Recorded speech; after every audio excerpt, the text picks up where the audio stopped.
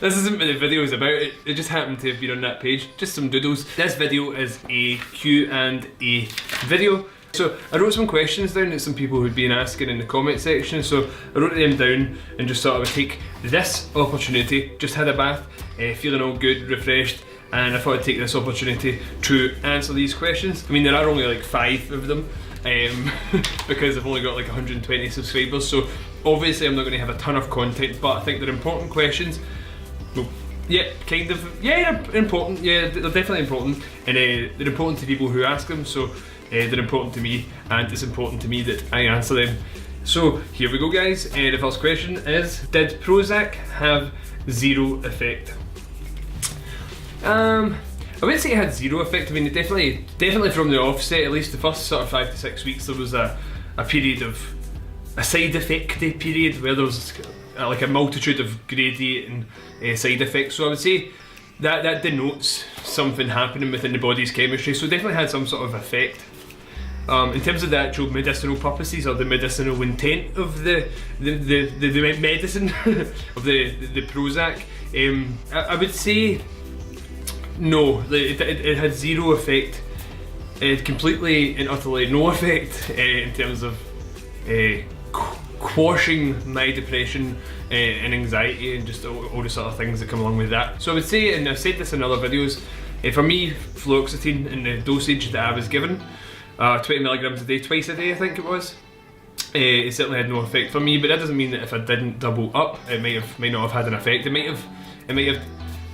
might just be a case of going back to the doctor and asking for a different prescription and asking to double that dose. That could be beneficial, it might not. Maybe just fluoxetine just doesn't do much for me personally. So yeah, I guess to answer that question in shorter terms, it did have zero effect on me. It's all about me. Okay, so the next question is, are you going to try any different medications? Yeah, well, I mean, I guess so. I do need to go back to the doctor. I just sort of came off fluoxetine without consulting my doctor and just sort of took it upon myself to sort of taper myself off. I'm certainly now at the point where I'm not closed off to trying medications. At first, for the first couple of years, I was definitely just avoiding any sort of medications. So even just going to the doctors and getting prescribed fluoxetine and actually sticking with that for almost 4 months, that was a big stepping stone for me. So now I definitely feel more comfortable that I'm kind of more open to the idea of taking medication in the first place, meaning that yeah, I'm definitely open to trying or pursuing different medications that might help me more so than fluoxetine did.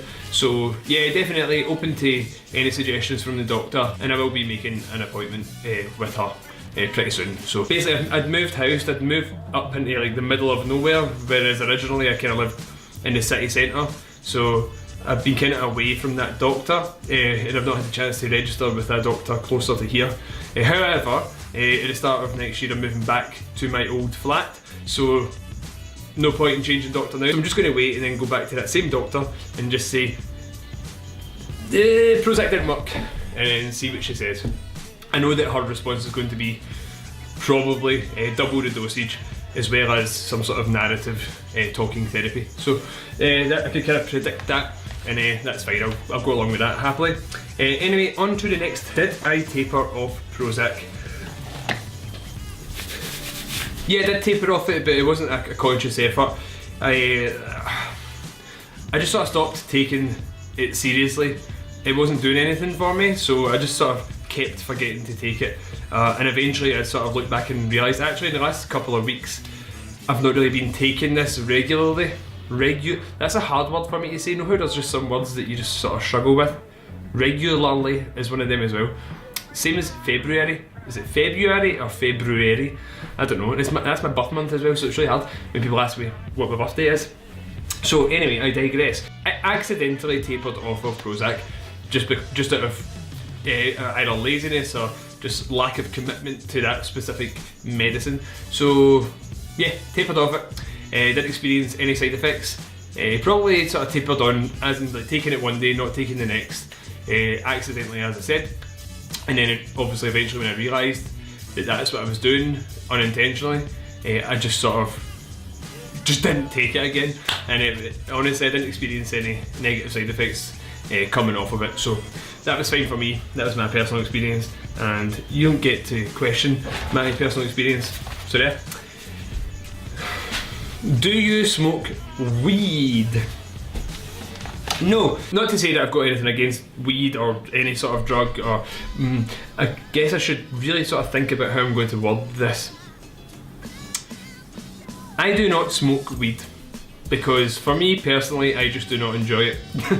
It's not to say that marijuana can't be enjoyed by other people and can't be used recreationally and responsibly, and not even to say that it can't have medicinal purposes. It just makes me sick everywhere. I'll take a draw of a joint or a hit of that bong, and I just throw up everywhere. And I think I may have some sort of actual real life allergy. Yeah, I don't know. It's just as soon as it's in my system, it comes out, and I've tried it many times. When I've been drinking alcohol and when I've not been drinking alcohol, and every time I just go yellow, and then I'm just sick all over all of your heads. But I mean, if you can smoke up, Johnny, I don't know. If it works for you, it works for you. There is a lot of research that suggests that it has plenty of medicinal purposes. So, and that's the thing that kind of gets overlooked a lot. So yeah, maybe look into that if that's your thing. Anyway, fifth and final question, guys.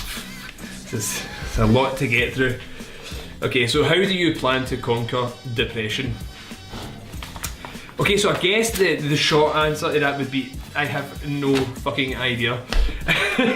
I mean, honestly, if I knew that, I would be feeling a lot more happy within myself, just to know that it's a thing that actually has an end. There's a light at the end of the tunnel in terms of that. I'm confident there is, but for everybody's different. It's shades of grey. I have no idea how to conquer it, and if I did, I would be a millionaire, because I would have just stopped depression for everybody, and I would have charged a pretty penny for doing so. Nah, I'm just kidding. No, but I would have, because I mean, capitalism is important. But yeah, honestly, I have no idea genuinely how I'm going to conquer depression. There's a couple of things I'm aware that I need to work on. It's more just sort of like basic physical and mental well-being things that you should just do anyway, depressed or not. So I think I look at my brain, because I'm like a textbook narcissist. I look at my brain like a fine painting, a piece of fine art on a canvas.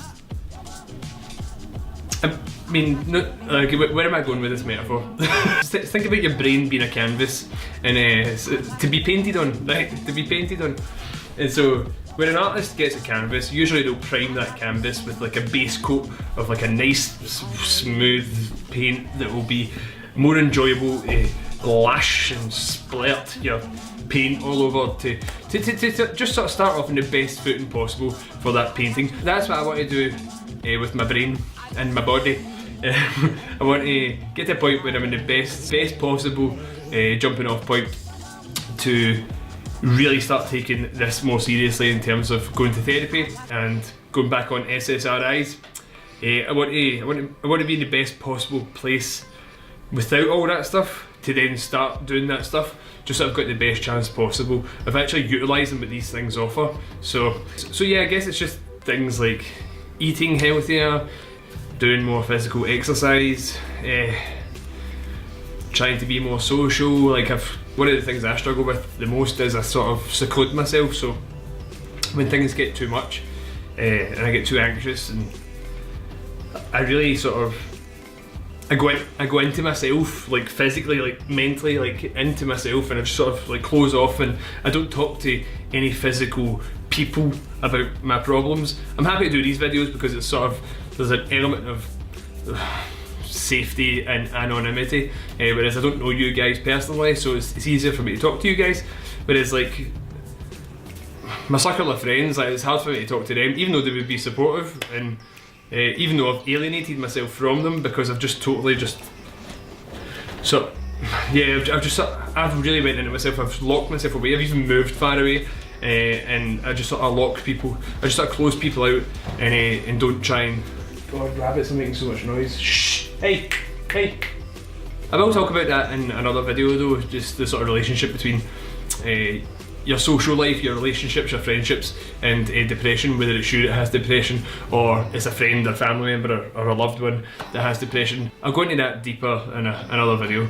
There's a lot to be said about that actually. I think it's one of the most important sort of things to do with depression, and it's probably the number one thing you can do to help yourself get out of depression and avoid depression in the first place. But anyway, so all that stuff, just sort of eating more healthily, more exercise, just getting more fresh air, just going out into the actual real life world and not just sitting in the house.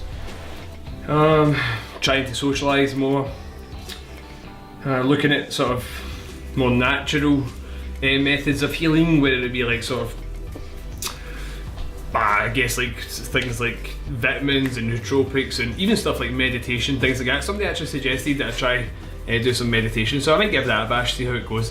I'm sure there's like an app that I can download that can just meditate me, so I'll let you know how I get on. Okay guys, so I guess that's it. I always plan to make it like a really quick video, but I think it always ends up being about 10 to 15 minutes long, so if you stick with me to the end of the video, I really appreciate it. And if you have any more questions, anything you want to ask, just pop them in down there, and I will answer them in another video. So thanks for watching guys, and if you haven't subscribed, do that. Do a little subscribe somewhere, and yeah, I'll see you next time.